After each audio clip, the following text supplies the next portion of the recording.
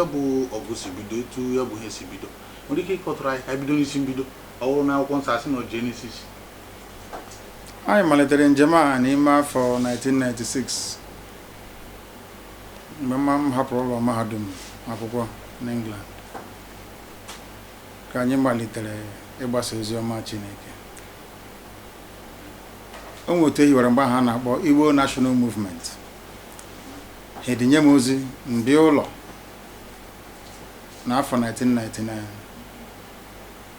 Erute n'ime 2000 ka m nọzi na Lagos na ebe a na-akpọ Irakari Estate ka m na-anụ n'akwụkwọ na-agbasa ozi newspaper na nwanne anyị nwoke na-ekwu ihe gbasara nnwere onwe Biafra.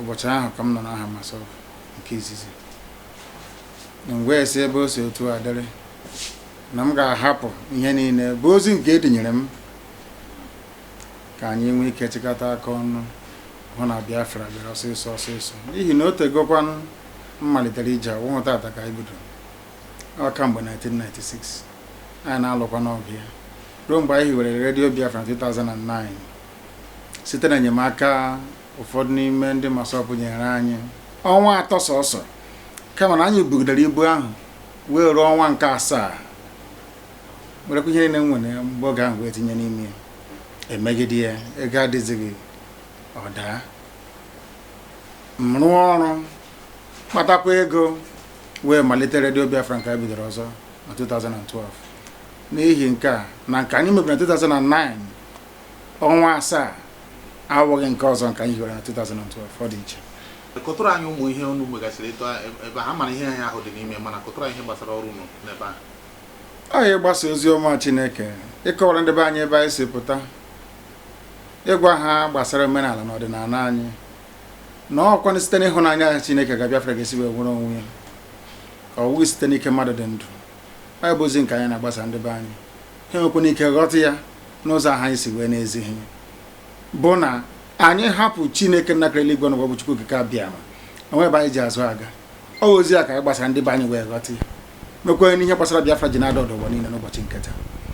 N'ihi ya mgbe ụfọdụ ndị mmadụ na-asị na ọ bụ redio Biafra nke ehiwere n'izizi 2009 na-akpa ike ruo taa, anyị asị ha mba na mgbe ahụ anyị ejizighị ego sọsọ ọnwa 3 ka anyị nwetara enyemaka n'aka ndị masọpụ ha akwụsị si na ha agaghị enweta ego ọzọ n'ihi na ndị na-achị achị oge ahụ ga-anaghị enye Uwazulike nsogbu si ya kee ihe o ji na-enye redio Biafra nkwado ebe ha nwa na-enye ya ego osizie na ya ga-eweta enyemaka ọzọ.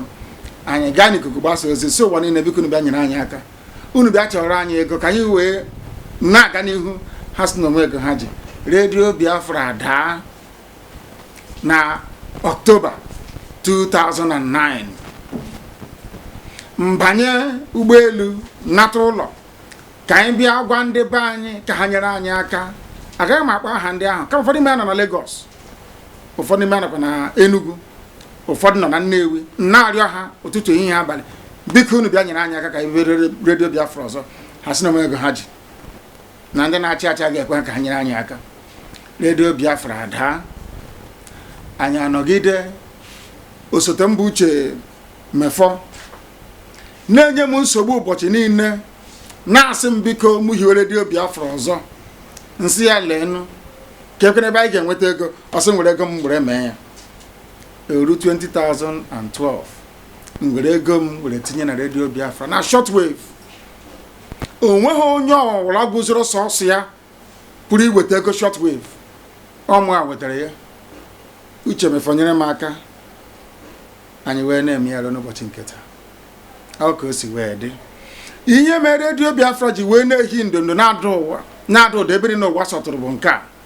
Anyị na-ekwu nke bụ eziokwu. Anaghị m atụ egwu mmadụ, anaghị m asa anya kama ana m erubere mmadụ ibe m ugwu, ana m erube isi, ana m akwanye ndị okenye ugwu kama anaghị m atụ ha egwu.